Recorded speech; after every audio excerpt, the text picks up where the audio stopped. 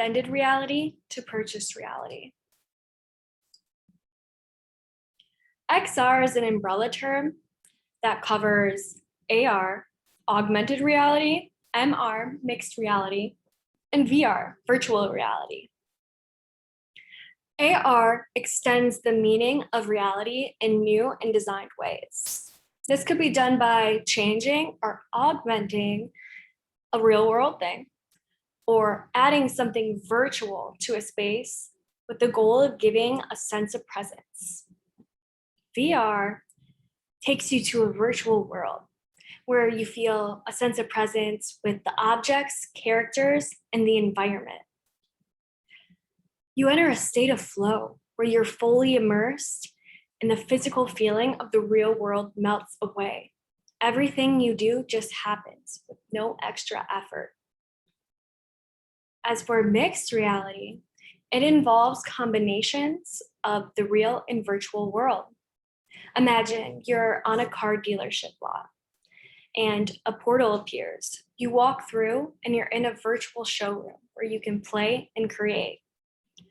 XR will take AR to VR to purchased reality.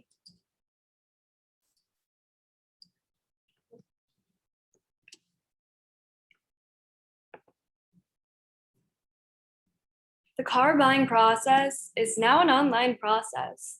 Dealership visits were already declining, and then COVID-19 hit, which accelerated this needed digital transformation. The automotive industry has to adjust their car buying experience to match new consumer expectations, whereas automotive brands will have to make sure online retail experiences are immersive in order to stay competitive. People say that XR brings a new level of interactivity, and that is true, but that is only 1/10 of it. XR will not only allow you to see the vehicle in your own world, walk around it, customize features, and compare options side by side, it will allow you to feel these things. And that's because of design affordances such as SOP, 6 degrees of freedom, and embodied interaction and cognition. With that being said, XR is on track to replace test drives. Car shoppers and car curious are cool with taking the wheel with a test drive that engages all of your senses. Some might make the point or pose the question that this could be an isolating experience for the user, but XR can provide a social presence where a virtual sales team will be ready to join users at any point in their journey. We'll be able to sell cars that haven't even began production and improve usability testing on the people that want to buy it, and in turn, creating a way better product. Kind of made me think of the Cybertruck. I'm excited to see if that production turns out.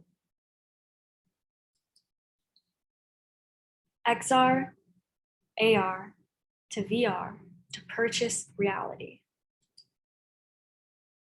A huge focus of XR and automotive will be placed on the final deal, purchasing the car. And XR can create trusted reality. It can turn dull and sometimes untrustworthy term and condition like paperwork into graspable, attainable assets. And this will help overcome limitations and bring finances closer to you. People want and are interested in AR and VR subscription services. And the automotive industry can expand these things past the purchase of a car. For example, emerging AR technical handbooks can guide users through basic processes like changing a headlight and basic upkeep. This Doesn't only have to be used by consumers either. Think about enterprises and government as well. AR damage analysis can add transparency to insurance claims by breaking down the costs visually.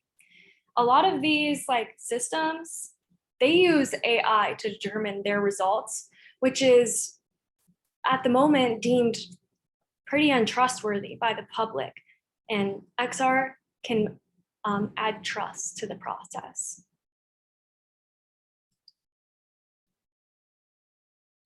An AR car assistant subscription service can be accessed anywhere, anytime, soon with no wait. And that's because of the rollout of 5G and as well as emergent web AR VR technology that can allow people with older phones to use AR and XR, VR, AR. In one way, this could be implemented in an ecosystem approach where car makers and mechanics can act as third parties, and different tiers could add different vibrancies of reality. For example, first tier could add detailed descriptions to the field of vision. 2 could be an AI virtual assistant. Tier 3, a mechanic could join you in a virtual world and allow the user to DIY it themselves with guided instructions. And tier 4 could actually allow you to tinker with your virtual car, make changes, and see how they work out and try it before you implement it on your physical car, your real world car. Heads-up display has barely touched max potential with AR. It will continue making driving safer. You know, some people spend most of their day in their own car. Some possible use cases could be losing a friend in traffic. The driver can remain focused on the road without having to fumble around for their phone. Displaying environmental and information landmarks. It matches now our current world with Google Maps, Apple Maps.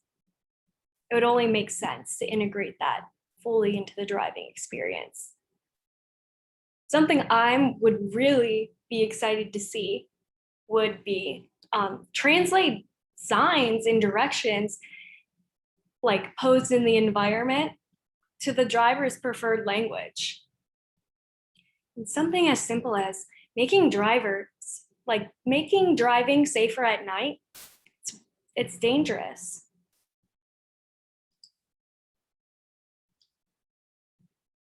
Heads-up displays will also alleviate pain points in the passenger journey.